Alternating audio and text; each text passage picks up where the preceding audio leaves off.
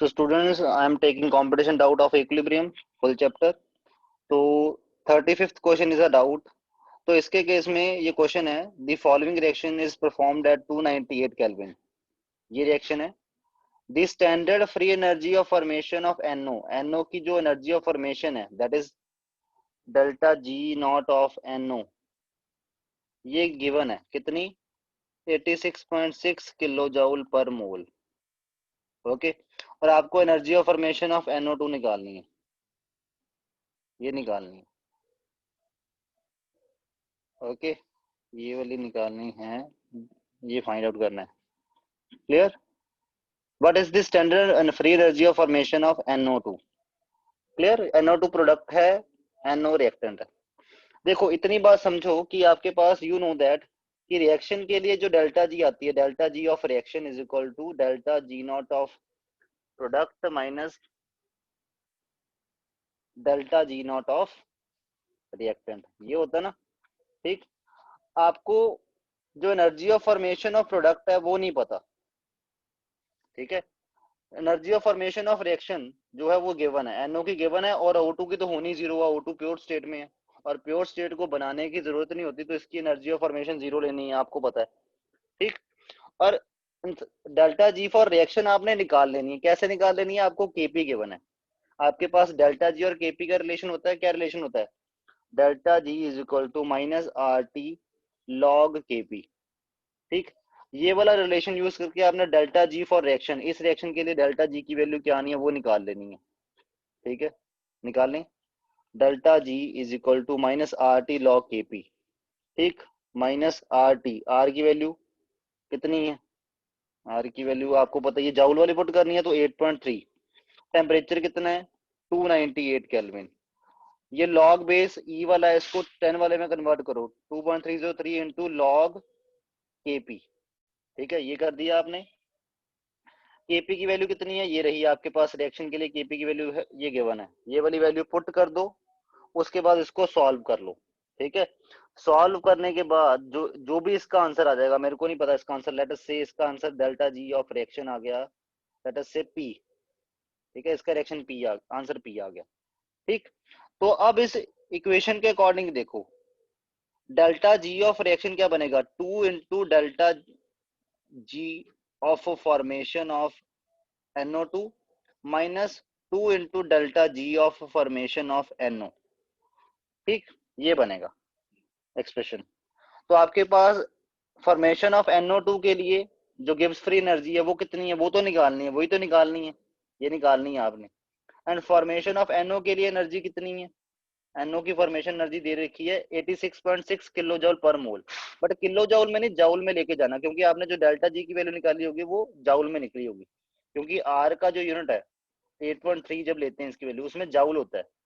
ठीक. तो ये वैल्यू आप ऑलरेडी निकाल चुके हो जो कि इक्वल टू पी है. 2 इंटू डेल्टा जी, ये वाली वैल्यू उसको एक्स मान लेते हैं, ये आपने निकालनी है, minus 2 into delta G for NO. ये दे रखी है, कितनी दे रखी है ये वैल्यू? ये आपको दे रखी है 86.6 किलो जूल पर मोल, बट मैंने बोला इसको जाउल में कन्वर्ट करना है, तो ये आ जाएगा जाउल पर मोल. ठीक है. ये वैल्यू आपने पुट कर देनी है. पी की वैल्यू आप निकाल चुके होगे. एक्स के लिए आंसर सॉल्व करना है, उसको उधर जाके माइनस कर दो.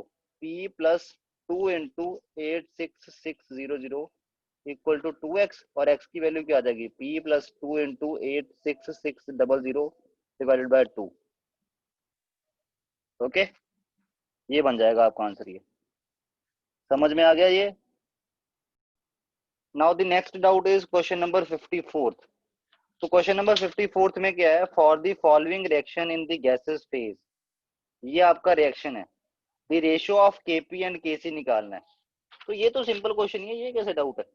देखो आपको पता है Kp और Kc का रिलेशन क्या होता है? Kp is equal to Kc RT raise to power delta n. ये होता है रिलेशन. ओके. और Kp और Kc की रेशियो क्या आएगी? Kp by Kc is equal to RT raise to power delta n. और ये डेल्टा n कैसे निकलता है? डेल्टा n निकलता है number of gases product minus number of gases reactant. ठीक. तो यहाँ पे गैसेस प्रोडक्ट कितने हैं ये वाली इक्वेशन में? इसमें है आपके पास 1, और गैसेस रिएक्टेंट कितने हैं? 1 प्लस हाफ. तो ये बन गया -1/2, डेल्टा एन की वैल्यू क्या आ गई -1/2। ठीक, तो यहाँ पे Kp is equal to KC RT raised पर डेल्टा एन की वैल्यू होगी -1/2। ठीक है, तो बस Kp/Kc की रेशियो क्या बन गई RT रेस्ट पर -1/2, ये वैल्यू आ गई। Option number B answer. तो ये तो सिंपल ही है 54th का भी। अब ये 59th क्वेश्चन है अगला। Following solutions were prepared by mixing different volumes of NO and HCl of different concentration। अच्छा, ये आपने मिक्स किए हैं ऐसे करके, ठीक है। pH of which one is equal to 1। अच्छा, आपने कौन सा बताना है सॉल्यूशन जिसमें pH इक्वल टू 1 हो। सबसे पहले ये बताओ कि pH इक्वल टू 1 का मतलब क्या है। pH equal to 1 means minus logarithm of concentration of H positive ion equal to 1। तो यहाँ से क्या बात निकल के आती है कि concentration of H positive ion कितनी होनी चाहिए 10⁻⁻1। अगर concentration of H positive ion 10⁻⁻1 है तब आती है pH इक्वल टू 1। ठीक है, तो आपने ये देखना है कि इनमें से किसमें concentration of H positive ion जो है वो 10⁻⁻1 बनती है। 10⁻⁻1 का मतलब क्या है 0.1 मोलर। 0.1 मोलर किसमें बनेगी, तो इसमें आपको सभी के लिए देखना पड़ेगा। ओके, तो इसको मैं रफ पेज पे उठा के लेके जा रहा हूँ। ये है आपके पास,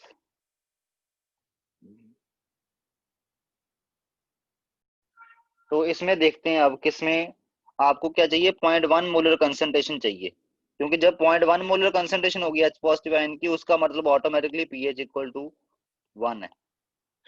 ठीक, तो इसको और इसको देखो, इसमें एसिड और बेस की मिक्सिंग हो रही है, और एसिड और बेस जब मिक्स होते हैं तो उसका मतलब क्या होता है आपके पास ओवरऑल न्यूट्रलाइजेशन होनी है।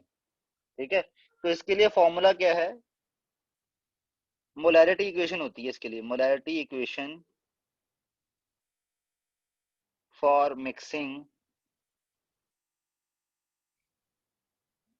Of solution of acid and base. जब एसिड एंड बेस की सॉल्यूशन मिक्स हो रहे हो तो उनके लिए मोलैरिटी इक्वेशन क्या लगती है MTVT।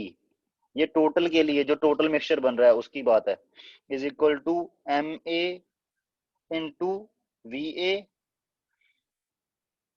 Minus MBVB। ये एसिड के लिए, ये बेस के लिए। अगर एसिड ज्यादा अमाउंट में हो तो उसको आगे लेना है, अगर बेस ज्यादा अमाउंट में हो तो उसको आगे लेना है। मतलब या ये होगा या आपने ये लगाना है MTVT is equal to MBVB minus MAVB BA, या ये लगेगी इक्वेशन या ये वाली इक्वेशन लगेगी, दोनों में से कौन सी लगनी है डिपेंड करता है कि ओवरऑल आपके पास M इंटू वी की वैल्यू किसके लिए ज्यादा आती है। जिसके लिए ज्यादा आनी है वो आपने आगे रखना है। ठीक है, और M इंटू बी की वैल्यू जिसके लिए लो आनी है वो उसको आपने पीछे रखना है। अब इसके केस में हमें पता लग रहा है कि M इंटू वी की वैल्यू एसिड के लिए ज्यादा आएगी, तो हमने ये वाला फॉर्मूला लगाना है। ठीक, तो क्या आएगा, पहले के लिए क्या बनेगा आपके पास MT इंटू VT का मतलब टोटल वॉल्यूम जो मिक्सिंग के बाद बनेगा 60 प्लस 40 कितना वॉल्यूम बन जाएगा 100 इक्वल टू MA कितना है, इसकी मोलैरिटी कितनी है 1/10 इंटू VA, इसका वॉल्यूम कितना है 60 प्लस, नहीं प्लस नहीं माइनस होता है, माइनस MBVB, क्योंकि एसिड बेस आपस में एक दूसरे को न्यूट्रलाइज करते हैं। ठीक है, तो जितना का बेस है वो इसमें से जितना का एसिड न्यूट्रलाइज कर सकता है पहले उसको एसिड उतने को न्यूट्रलाइज करेगा, जो बचेगा एसिड उसकी कंसंट्रेशन देखनी है कि वो कितनी बन रही है। ठीक है, MBVB। ठीक है, इसके लिए MB कितनी है, MB मतलब मोलैरिटी ऑफ बेस कितनी है 1/10 इनटू वॉल्यूम ऑफ बेस कितना है 40। ठीक है, तो ये आ गया आपके पास, इसको सॉल्व किया जाए तो ये बन गया MT into 100 is equal to 6 - 4। Okay, ये 6 - 4 बन रहा है मतलब 2। तो MT की वैल्यू क्या आ रही है 2/100, तो ये तो 0.02 मोलर बन रहा है। इसमें 0.02 मोलर कंसंट्रेशन बन रही है एसिड की, कौन से एसिड की, MT यहाँ पे क्या डेजिग्नेट कर रहा है कंसंट्रेशन ऑफ HCl, क्योंकि ओवरऑल न्यूट्रलाइजेशन के बाद जो सोल्यूशन बनेगा उसमें HCl ही बचेगा ना, तो इसलिए ये कंसंट्रेशन ऑफ HCl को एक्सप्रेस कर रहा है। तो कंसंट्रेशन ऑफ HCl 0.02 मोलर है, और आपको पता है HCl एक स्ट्रॉन्ग इलेक्ट्रोलाइट है।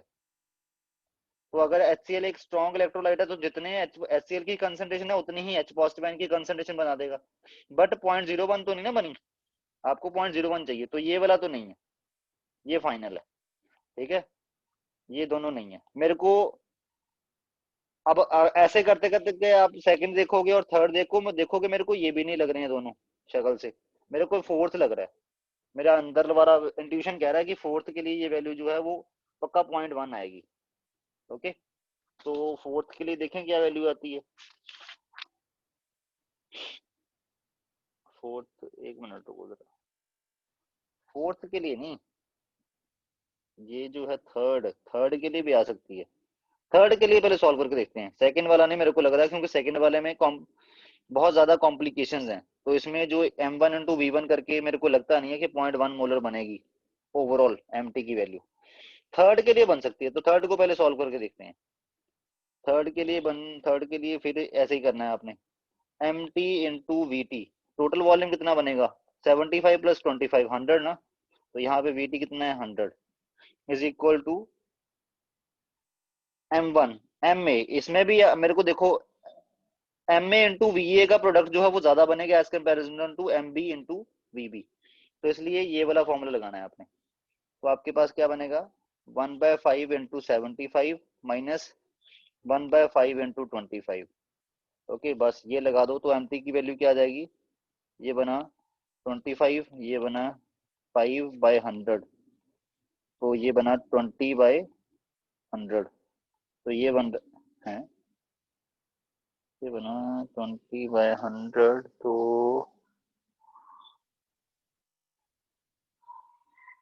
नहीं नहीं नहीं नहीं, ये 25 नहीं 15 बन रहा है, ये 10.1 मोलर, तो ये बन गया एम टी इक्वल टू 0.1, मतलब कंसंट्रेशन ऑफ HCl कितनी बन रही है 0.1 मोलर, और यही concentration of H positive ion produce हो जाएगी क्योंकि HCl स्ट्रॉन्ग इलेक्ट्रोलाइट है। ठीक, तो बस आपको अगर concentration of H positive ion 0.1 molar produce हो जाए तो पीएच कितनी होती है, negative logarithm of concentration of H positive ion, वो कितनी बन जाएगी negative log of 0.1, that is equal to 1, तो ये 1 बन गया, दैट्स इट। तो ऐसे ही होना था ये वाला क्वेश्चन, क्लियर। तो इसमें ऑप्शन नंबर थर्ड है, ये वाले क्वेश्चन में ऑप्शन नंबर थर्ड है जिसका पीएच इक्वल टू 1 बनेगा, सी। नेक्स्ट है आपके पास क्वेश्चन नंबर 63, इसको भी पहले पिक कर लेते हैं यहाँ से फिर करते हैं।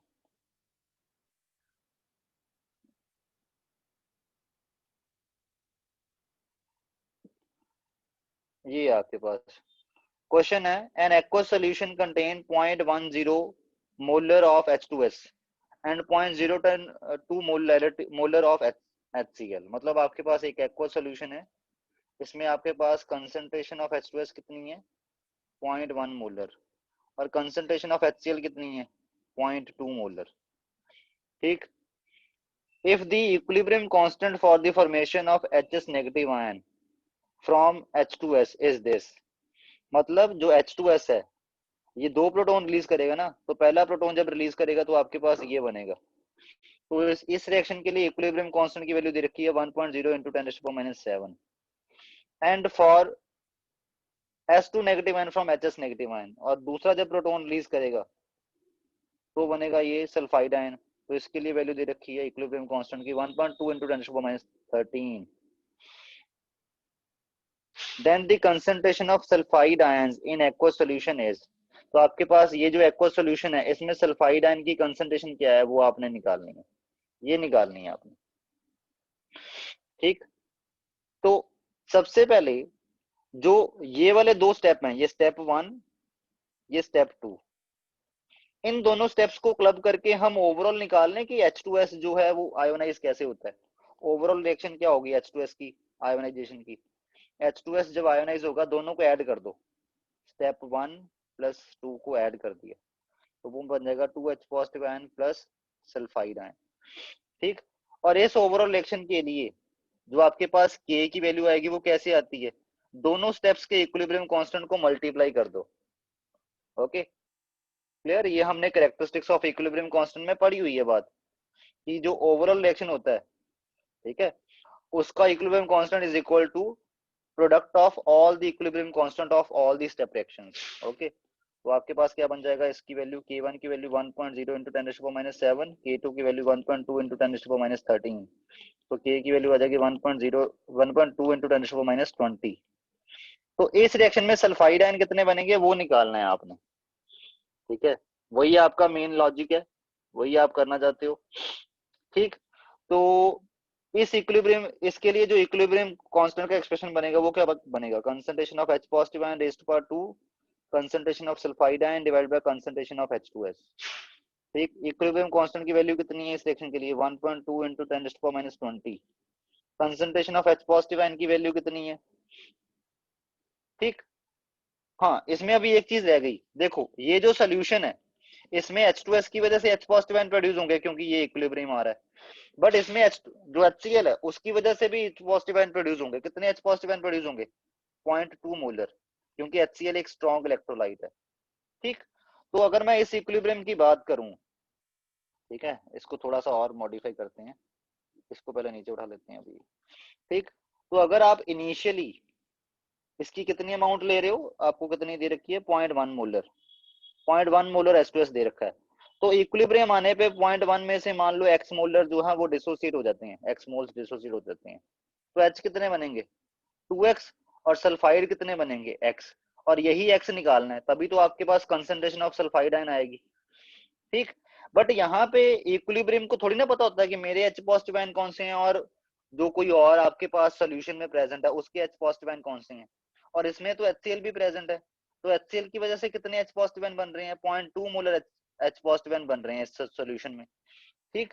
तो वो वाले H पॉजिटिव आयन भी टोटल H, हमने यहाँ पे टोटल H पॉजिटिव आयन की कंसंट्रेशन देखनी होती है ना, इक्विलिब्रियम में तो टोटल कंसंट्रेशन लिखी जाती है सभी की, ओके। तो टोटल H पॉजिटिव आयन की कंसंट्रेशन कितनी होगी, 2x plus concentration of H positive ion produced by the HCl, और HCl ने कितने बनाए हैं, HCl कितना था, 0.2 मोलर था ना, और वो सारा का सारा टूट गया होगा 0.2। तो अब इक्विलिब्रियम कांस्टेंट में कंसंट्रेशन की वैल्यू पुट कर दो, concentration of H positive ion कितनी है, 0.2 प्लस 2x, और उसका स्क्वायर भी है, ओके। उसके बाद कंसंट्रेशन ऑफ सल्फाइड आयन कितनी है, x, ये x के लिए ही सॉल्व करना है हमने, और कंसंट्रेशन ऑफ H2S कितनी है at equilibrium, 0.1 minus x, okay. और देखो जब K की वैल्यू बहुत ज्यादा लो हो उसका मतलब क्या होता है, उसका मतलब होता है कि जो रिएक्शन है वो ऑलमोस्ट रिएक्टेंट साइड ही शिफ्टेड है, मतलब जो रिएक्टेंट है वो ना के बराबर ही डिसोसिएट होगा, तो ना के बराबर डिसोसिएट होने का मतलब क्या होता है कि 0.1 में से ये जो x है ये x बहुत छोटा है, तो x को नेग्लेक्ट कर दे 0.1 के कंपैरिजन में, सो दैट हमारी कैलकुलेशन इजी हो जाए, तो इसमें जो है x नेग्लेक्ट कर दो, और सिमिलरली 0.2 के कंपैरिजन में 2x नेग्लेक्ट कर दिया जाएगा, सो दैट हमारी कैलकुलेशन इजी हो जाए, क्योंकि कंपटीशन में इतना टाइम तो है नहीं हमारे पास, ठीक है। तो इसको अब करेंगे सॉल्व फॉर x, इसमें हमने 0.2 ले लिया, इसको 0.2 ले लिया क्योंकि 2x को नेग्लेक्ट कर दिया, इंटू एक्स बाय, और नीचे 0.1 ले लिया, 0.1 के कंपैरिजन में x को नेग्लेक्ट कर दिया, तो यहाँ पे x की वैल्यू क्या आ गई, 1.2 इंटू 10⁻20 बाय 0.04 इंटू 0.1, तो इसको अगर सॉल्व किया जाए तो after solving for this for x आपके पास आएगा 3 इंटू 10⁻20 मोलर, और x की वैल्यू क्या है, x ही तो कंसंट्रेशन ऑफ सल्फाइड आयन है, तो कंसंट्रेशन ऑफ सल्फाइड आयन कितनी बन गई, 3 इंटू 10⁻20 मोलर, दैट्स इट। तो ऐसे आपके पास आना था ये वाला क्वेश्चन, और ये ऑलरेडी भी हुआ पड़ा है, एनसीईआरटी की बैक एक्सरसाइज का क्वेश्चन है। सो नेक्स्ट क्वेश्चन जो आपका असाइनमेंट का डाउट है वो है क्वेश्चन नंबर 64, ठीक है, तो इसकी बात कर लेते हैं 64 की। N aqua solution contains an unknown concentration of Ba+2 ion, आपके पास कोई एक्वा सॉल्यूशन है उसमें जो Ba+2 आयन की कंसंट्रेशन कितनी है हमें नहीं पता, अननोन है, x मान लेते हैं। When 50 ml of 1 molar solution of Na2SO4, इसमें आपने क्या किया, आपने इसमें Na2SO4 का सोल्यूशन डाला, कितना डाला, 1 मोलर वाले सोल्यूशन का 50 ml डाला, okay. BaSO4 just began to precipitate, तो हुआ क्या, BaSO4 के प्रेसिपिटेट बनने शुरू हो गए, the final volume is 500 ml, और उस टाइम वॉल्यूम कितना था जब प्रेसिपिटेशन शुरू हुई, तब जो है तब वॉल्यूम है 500 ml, ओके। और solubility product of barium sulphate दिया हुआ है 1 × 10⁻10। ठीक, solubility product of barium sulphate का इक्विलिब्रियम लिख लें पहले, ऐसा होता है ना, Ba+2 ion plus sulphate ion. ठीक, तो इसका सॉल्युबिलिटी प्रोडक्ट क्या बनेगा, इसका सॉल्युबिलिटी प्रोडक्ट होता है, जैसे मान लो अगर ये 1 लें तो 1 में से S अमाउंट इसकी घुल जाएगी, 1 मोल अगर लें, और ये S बन जाएगा, ये भी S बन जाएगा, तो KSP का मतलब होता है concentration of Ba+2 ion into sulphate ion at equilibrium. ठीक है, ये इक्विलिब्रियम कंसंट्रेशन है, और इक्विलिब्रियम कब अचीव होता है, सैचुरेटेड स्टेट पे, सैचुरेटेड स्टेट पे। तो मतलब सैचुरेटेड स्टेट पे जो आयंस बनते हैं उनके प्रोडक्ट को ही सॉल्युबिलिटी प्रोडक्ट बोलते हैं। सॉल्युबिलिटी प्रोडक्ट की वैल्यू क्या होती है, concentration of ions produced by this electrolyte at saturated state. Okay, और उनका प्रोडक्ट, कंसंट्रेशन ऑफ आयंस जो बने हैं उनका product at saturated state is called as the solubility product. तो ये आया। ठीक, तो एस अमाउंट घुली है, बेरियम सल्फेट की एस अमाउंट घुली है, तो इसका मतलब क्या है कि बेरियम सल्फेट की एस अमाउंट घुलने का मतलब क्या है कि एस घुल जाती है, उसके बाद घुलना बंद हो जाता है, उसके बाद प्रेसिपिटेशन शुरू होती है। ये मैं सॉल्युबिलिटी कंसेप्ट को रिपीट कर रहा हूँ, रिकॉल कर रहा हूँ एक बार। ठीक, तो आपके पास सॉल्युबिलिटी प्रोडक्ट दिया हुआ है। ठीक, प्रेसिपिटेशन शुरू हुई, इट मींस उस टाइम जो है आपके पास सॉल्यूशन में बेरियम सल्फेट की कंसंट्रेशन सैचुरेटेड लेवल पे पहुंच गई होगी, तभी उसकी प्रेसिपिटेशन शुरू हुई। ठीक, तो आपके पास बेरियम+2 आयन की कंसंट्रेशन तो आपको पता ही नहीं है, ये आपने एक्स माननी है। ओके, ये एक्स है। तो इन्होंने पूछा है कि ये जो ओरिजिनल कंसंट्रेशन थी बेरियम+2 आयन की वो बताओ।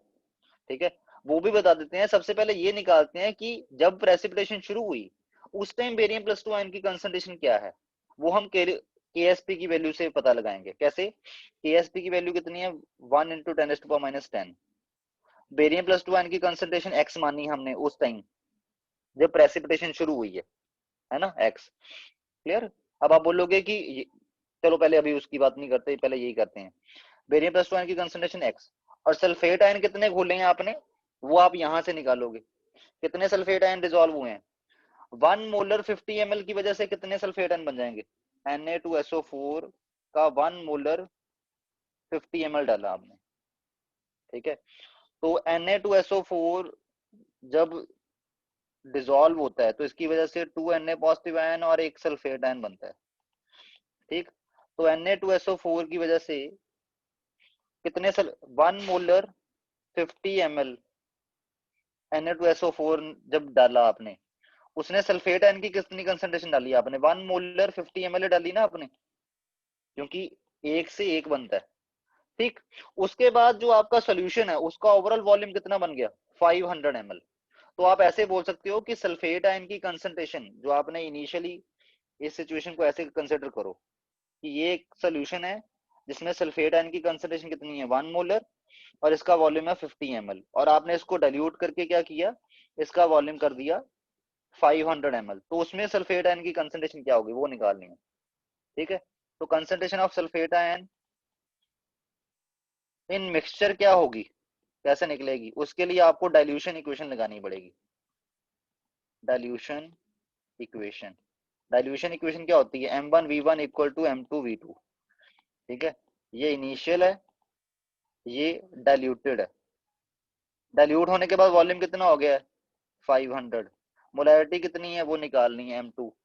ठीक है, M1 कितनी है, इनिशियल मोलैरिटी कितनी थी सल्फेट आयन की, जो आप सोडियम सल्फेट का सॉल्यूशन ऐड किया है आपने, ये वाला 50 ml 1 मोलर, उसमें सल्फेट आयन की कंसंट्रेशन कितनी थी, 1 मोलर, और वॉल्यूम कितना था, 50 ml।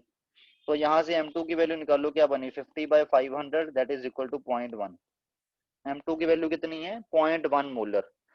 ठीक है, मतलब इस सोल्यूशन में जब आपने ऐड कर दिया, उसमें एडिशन के बाद जो सल्फेट आयन की कंसंट्रेशन इस सोल्यूशन में बन रही है वो कितनी है, वो आपके पास 0.1 है। तो ये जो सॉल्युबिलिटी प्रोडक्ट का फॉर्मूला है, इसमें सल्फेट आयन की कंसंट्रेशन आपने कौन सी पुट करनी है, जो हो गई है मिक्सिंग के बाद, तो वो कितनी है, 0.1।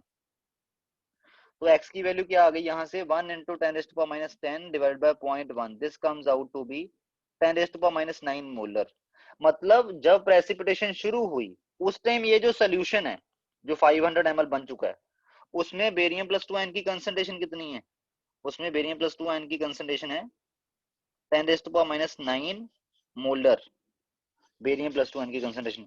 बट इन्होंने ओरिजिनल पूछी है, ओरिजिनल मतलब स्टार्टिंग में जो ये सोल्यूशन था जिसमें अभी 50 ml Na2SO4 का नहीं डला था, उसमें बेरियम प्लस 2 आयन की कंसंट्रेशन कितनी थी वो निकालनी है। ये तो कंसंट्रेशन आई है मिक्सचर में जब प्रेसिपिटेशन शुरू हुई है, तो it means before dilution barium plus 2 ion की कंसंट्रेशन कितनी थी? देखो इनिशियली उसका वॉल्यूम कितना होगा, 50 ml, तो उसमें आपने सोडियम सल्फेट डाला तब उसका वॉल्यूम हुआ 500 ml। तो इनिशियल वॉल्यूम कितना है उसका खुद का सोल्यूशन का? 450 ml। ठीक है, तो आपने अब इसमें दोबारा डाइल्यूशन इक्वेशन लगानी है। ठीक है, तो क्या बनेगा M1V1 इक्वल टू M2V2। ये इनिशियल है, ये डाइल्यूटेड है। डाइल्यूटेड में M2 की वैल्यू आ चुकी है बेरियम प्लस 2 आयन की, कितनी है? ये आई है आपके पास 10⁻⁹ 10⁻⁹ आ गई, और इसका वॉल्यूम कितना है 500 ml। इनिशियल M1 की वैल्यू निकालनी है, और V1 की वैल्यू कितनी है? इनिशियल वॉल्यूम कितना था 450, तो M1 की वैल्यू कितनी आई 500 डिवाइड बाय 450 इंटू 10⁻⁹। तो इसको सॉल्व किया जाएगा तो इसका 1 पॉइंट समथिंग आ रहा है, कितना आ जाएगा? ये आएगा 1.11 इंटू 10⁻⁹ मोलर।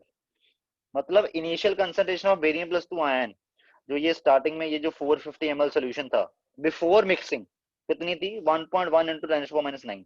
इसके मिलते जुलती ऑप्शन ये डी है, अगर डी लगाओगे तो गलत हो जाएगा। नहीं, वैसे कितनी आई आपका आंसर? आपका आया 10⁻⁹ मोलर आया था आंसर। ठीक है, बट वो भी गलत होता, अगर यहाँ पे 10⁻⁹ वाला लगाया होता तो आप गलत जाते। क्यों? क्योंकि वो आफ्टर मिक्सिंग सोल्यूशन में जो बेरियम प्लस 2 आयन जो मिक्सिंग के बाद सोल्यूशन बना उसमें बेरियम प्लस 2 आयन की कंसंट्रेशन बनी है। आपको इनिशियल बतानी है, जो इनिशियल 450 ml था जिसमें अभी ये 50 ml सोडियम सल्फेट ऐड नहीं हुआ है, उसमें बेरियम प्लस 2 आयन की कंसंट्रेशन बतानी है। ठीक है, तो ये क्वेश्चन अच्छा क्वेश्चन है एक। ठीक है, इसको तभी तो यहाँ पे वेरी इंपॉर्टेंट लिखा हुआ मैंने पहले। Now the next 65th, for the reaction taking place at certain temperature, ये वाला रिएक्शन है जो हो रहा है। Okay, if the equilibrium pressure is 3x bar delta G R for the reaction, इस रिएक्शन के लिए डेल्टा जी की वैल्यू निकालनी है। डेल्टा जी के लिए एक्सप्रेशन क्या होता है? डेल्टा जी के लिए एक्सप्रेशन होता है -RT नेचुरल लॉग। अगर लॉग ई वाला लेना है तो ln ले सकते हैं, यहाँ पे सारे ऑप्शन में ln ले रखा है तो ln लेंगे kp, ये एक्सप्रेशन है। पर आपको kp तो दिया ही नहीं हुआ, kp दिया हुआ है इनडायरेक्ट वे में दिया हुआ है। ठीक है, अब आप बोलोगे कैसे? चलो आर टी की वैल्यू तो हमें समझ में आया, वैसे भी हमने पुट कौन सा करनी है, सारी ऑप्शन में तो पुट कर नहीं रखी। तो, बट इन्होंने तो सिर्फ इक्विलिब्रियम प्रेशर दे रखा है, उससे ही केपी निकल जाएगा। क्यों? क्योंकि देखो ये तो सॉलिड है, इसके कारण तो प्रेशर आया नहीं होगा। ये दोनों गैसेस हैं, इनके कारण प्रेशर आया होगा, और आपको पता है pressure is directly proportional to number of moles. तो प्रेशर इन्होंने दे रखा है 3x बार। ठीक, इट मींस 3x में से 2x बार जो है वो अमोनिया के कारण है, 1x बार जो है वो कार्बन डाइऑक्साइड के कारण है। तभी तो टोटल जो प्रेशर है दोनों का सम करोगे तो वो 3x बन जाएगा ना। इक्विलिब्रियम मिक्सचर का टोटल प्रेशर दे रखा है इक्विलिब्रियम पे कितना 3x, 3x में से 2x इसके कारण है, 1x इसके कारण है। ओके, तो आपके पास इसका इक्विलिब्रियम प्रेशर और इसका इक्विलिब्रियम प्रेशर आ गया। तो केपी के लिए एक्सप्रेशन क्या होता है? Pressure of all the products raised to power their coefficient divided by pressure of all the gases reactant raised to power their coefficient। ठीक है, गैसेस रिएक्टेंट तो है नहीं तो डिनोमिनेटर तो 1 हो जाएगा। प्रोडक्ट आपके पास है, केपी के लिए वैल्यू क्या आ जाएगी? Pressure of ammonia raise to power 2 into pressure of carbon dioxide raise to power 1 divide by 1। और प्रेशर ऑफ अमोनिया कितना है? अभी मैंने बोला 2x, उसकी पावर 2, और प्रेशर ऑफ कार्बन डाइऑक्साइड कितना है x। तो केपी की वैल्यू क्या आ गई 4x क्यूब। केपी की वैल्यू x की टर्म में ही आ गई, ये x आपने अपनी मर्जी से नहीं लिया, ये इन्होंने दिया हुआ है। तो केपी की वैल्यू आ गई 4x क्यूब। ठीक है, तो केपी की वैल्यू कितनी है 4x क्यूब। ठीक, तो बस अब पुट करनी है, क्या बनता है? क्या एक्सप्रेशन था? Delta G of reaction is equal to -RT log K P, -RT log K P की वैल्यू पुट करो log 4x cube -RT log 4 plus log x cube. तो इसको सॉल्व किया जाए log 4 प्लस 3 log x। तो बस इसी को इन्होंने ऐसे लिख दिया हुआ। कौन सी ऑप्शन है? ये वाली ऑप्शन है, ऑप्शन नंबर बी। ये आंसर बना आपका 64 का B. 67 when N2O5 is heated at a certain temperature it dissociate like this। Okay और इसके लिए Kc की वैल्यू दे रखी है 2.5। At the same time the N2O3 also decomposes, और ये भी डिकम्पोज होके क्या करता है? N2O2 and O2 बनाता है। If initially 4 moles of N2O5 are taken in 1 liter flask and allowed to dissociate, concentration of oxygen at equilibrium is 2.5 molar। Oxygen की कंसंट्रेशन कितनी है? 2.5 molar. Equilibrium concentration of N2O5 कितनी होगी ये बताना है। अच्छा ये थोड़ा सा चलो मजेदार क्वेश्चन लग रहा है, इसको पहले उठा के दूसरे पेज पे रखें। तो इसमें बोल रखा है आपका क्वेश्चन, यहाँ पे पहले पेस्ट कर दें। ये क्वेश्चन है, इसमें आपके पास दो इक्विलिब्रियम की बात कर रखी है। एक इक्विलिब्रियम कौन सा है? N2O5 जो है वो इक्विलिब्रियम में आ रहा है N2O3 प्लस O2 के। ठीक, इनिशियली आप इन्होंने पूछा है equilibrium concentration of initially 4 moles of N2O5 is taken in 1 liter flask। मतलब इसकी कंसंट्रेशन कितनी है? 4 मोल इन 1 लीटर। मोलैरिटी क्या बनी? 4/1, 4 मोलर बन गई ना। तो इनिशियली इसकी कंसंट्रेशन 4 है, ठीक है, इनिशियल। और इक्विलिब्रियम पे इसकी कंसंट्रेशन 4 में से मान लो x कम हो गई, तो आपके पास ये कितना बना? N2O5 कितना बना होगा? x। और O2 कितना बना होगा? y। ठीक, बट ये इतना सिंपल नहीं है अभी, अभी थोड़ा सा और रुको। उसके बाद उन्होंने बोला है कि जो N2O3 बनता है वो भी डिसोसिएट होता है N2O और O2 में। और आपको पता है N2O3 की इनिशियल कंसंट्रेशन कितनी है? ये भी x, सॉरी ये x बनना, ठीक है। N2O3 की इनिशियल कंसंट्रेशन कितनी है? अब ये x है, अगर इसके अकॉर्डिंग देखें, इस रिएक्शन के अकॉर्डिंग देखें x, ठीक है, तो x में से y कम हो जाएगी, इसमें से भी थोड़ा बहुत डिसोसिएट होगा ना। और N2O कितना बनेगा? y। और O2 कितना बनेगा? y। बट ऑलरेडी O2 बन रखा है x, इसमें भी बन रखा है। तो और मैंने क्या बोला था? और ये सारा कुछ एक ही में कंटेनर में हो रहा है। ये दोनों इक्विलिब्रियम जो हैं सेम टाइम पे एक ही कंटेनर में अचीव हुए हैं। तो it means total concentration of O2 लेनी पड़ेगी आपको यहाँ पे, और similarly total concentration of N2O5 और टोटल कंसंट्रेशन ऑफ N2O3 लेनी पड़ेगी आपको हर जगह। तो इट मींस इन एक्सप्रेशन को थोड़ा सा मॉडिफाई करो। कंसंट्रेशन ऑफ O2 टोटल कितनी है? यहाँ पे प्लस y भी होगा जो इसके कारण बनेगी, और यहाँ पे सिमिलरली इस इक्विलिब्रियम में प्लस x होगा क्योंकि जो इसकी वजह से बनी है टोटल कंसंट्रेशन ऑफ O2, ठीक है। Similarly total concentration of N2O3 कितनी बची है? x तो यहाँ पे थी ना, पर x में से y कम भी हुआ थोड़ा बहुत इसमें, तो यहाँ पे कंसंट्रेशन क्या आएगी कि x माइनस वाई आएगी। और सिमिलरली जैसे यहाँ पे x माइनस वाई है, यहाँ पे ठीक है ये ऑलरेडी x माइनस वाई ले रखी है, ठीक। तो ये आपके पास ये दो इक्विलिब्रियम है और इनमें x और y को सॉल्व करना है आपने, ठीक। इक्विलिब्रियम कंसंट्रेशन ऑफ N2O5 मतलब आपने x निकालना है अल्टीमेटली, तभी आपके पास इक्विलिब्रियम कंसंट्रेशन ऑफ N2O5 बनेगी, ठीक। और इन्होंने हिंट क्या दे रखा है? Allowed to dissociate concentration of O2 at equilibrium is 2.5 molar. इन्होंने O2 की कंसंट्रेशन दे रखी है 2.5 मोलर एट इक्विलिब्रियम। मतलब concentration of O2 at equilibrium इस मिक्सचर में कितनी है? 2.5 मोलर।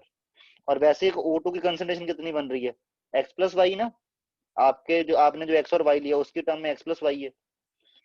तो ये एक इक्वेशन बन गई x plus Y equal to 2.5, ठीक। और और कोई तरीका? अभी दो वेरिएबल है ना x और y, तो इनको सॉल्व करने के लिए इक्वेशन भी दो बनानी पड़ेंगी। तो कोई और हिंट भी दिया होगा इन्होंने x और y को सॉल्व करने के लिए। इन्होंने ये जो पहला इक्विलिब्रियम है, ये पहले इक्विलिब्रियम के लिए इक्विलिब्रियम कांस्टेंट की वैल्यू भी दे रखी है Kc की वैल्यू। तो इसको यूज करके हम x और y में एक और इक्वेशन बना सकते हैं। कैसे? Kc का इक्वेशन, जैसे ये इक्विलिब्रियम 1 मान लो, इसको 2 मान लो, फॉर इक्विलिब्रियम 1, इसके लिए आप लगाओ Kc will be equal to concentration of N2O3 divided by concentration of O2 divided by concentration of N2O5. Okay, और Kc की वैल्यू कितनी है 2.5. 2.5. कंसंट्रेशन ऑफ N2O3 कितनी है x minus Y. Concentration of O2 कितनी है x प्लस वाई. और concentration of N2O5 कितनी है 4 माइनस एक्स. ठीक है, तो इसको थोड़ा सा सॉल्व करें. ये बन गई आपके पास 4 माइनस एक्स. तो इसके बाद आपके पास इसको सॉल्व करके ये बनेगा X square minus Y square. X square minus Y square equal to 2.5 into 4 minus X. तो ये बन जाएगा X square minus Y square equal to. ठीक है जी. अभी आदित्य ने जो बोला, इसको इतना कॉम्प्लिकेट करने की जरूरत भी नहीं है. यहाँ पे आप एक्स प्लस वाई की वैल्यू पुट ही कर दो, ये दी तो हुई है 2.5, ये वाली निकाली नहीं हमने. तो 2.5 equal to X minus Y by 4 minus X. और एक्स प्लस वाई की वैल्यू 2.5 है. 2.5 से 2.5 कट गया, तो ये आपके पास आया X minus Y equal to 4 minus X. तो इसको सॉल्व करें, इसके लिए आ गया 2x minus Y equal to 4. ये दूसरी इक्वेशन बन गई. ये इक्वेशन 1 है, ये इक्वेशन 2 है. इन दोनों को सॉल्व करो. नहीं, ये इक्वेशन 2 है, ये इक्वेशन 1 है. 1 प्लस 2 कर देते हैं, इसको x के लिए सॉल्व करना है ना. 1 प्लस 2 करने पे क्या होगा 3x इक्वल टू आ जाएगा 2.5 प्लस 4. तो ये बन जाएगा x equal to 6.5 divide by 3. तो x की वैल्यू क्या आ गई 2.18 है. x की वैल्यू 2.18 आ रही है.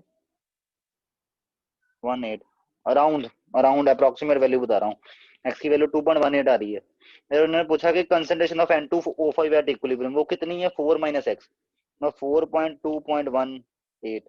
तो कितनी बनी, ये बन गई है 1.82. आई थिंक मैंने कहीं पे गड़बड़ कर रखी है. 1.82 नहीं, मतलब ये वाला ऑप्शन होना है, ऑप्शन नंबर डी. यस, तो option number D is the right answer. ये 1.8, ये 6 बन रहा है, सॉरी 2.16 बन रहा है. तो आपके पास हाँ बन गया 1.84. ओके, तो ये आपका option number D is the right answer. Okay, तो ये आपके 67th का सॉल्व